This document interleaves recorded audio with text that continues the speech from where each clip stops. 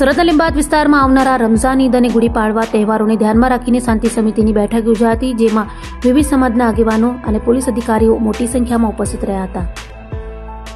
લીંબાયત વિસ્તારમાં યોજાયેલી આ શાંતિ સમિતિની બેઠકમાં હિન્દુ અને મુસ્લિમ સમાજના આગેવાનો સાથે સ્થાનિક નાગરિકો પણ મોટી સંખ્યામાં જોડાયા હતા.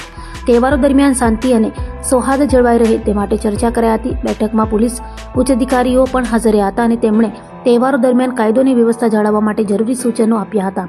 સાથે જ કોઈપણ અફવા પર વિશ્વાસ ન કરવા અને સહકાર આપવા અપીલ કરાઈ હતી. આ પ્રકારની બેઠકોનો મુખ્ય હેતુ વિવિધ સમાજ વચ્ચે એકતા અને ભાઈચારો જાળવી તહેવારોને શાંતિપૂર્ણ રીતે ઉજવવાનું છે, તેમ પોલીસે જણાવ્યું હતું.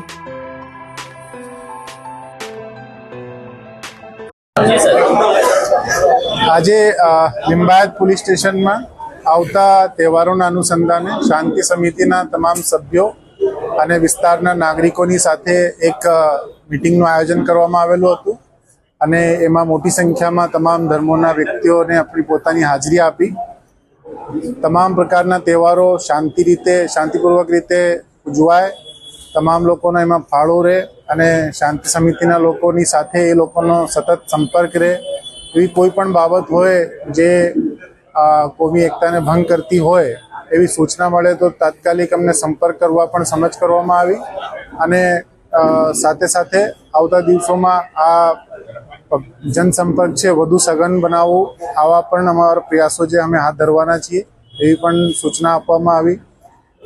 સાથે સાથે એક અપીલ પણ કરવામાં આવી તમામ જનતાને કે એવી કોઈ પણ ખોટી અફવા એમના ધ્યાને આવે તો તાત્કાલિક પોલીસને ધ્યાને મૂકી અને યોગ્ય કાર્યવાહી કરવા માટે અમને જણાવવાનું. તમામ લોકોનો સાથ સહકાર ની અમને ખાતરી આપેલી છે અને આ પ્રમાણેનું આજે એક આયોજન થયું હતું શાંતિ સમિતિનું અને લોકોનો ખરેખર બહુ સકારાત્મક વલણ જોવા મળ્યું.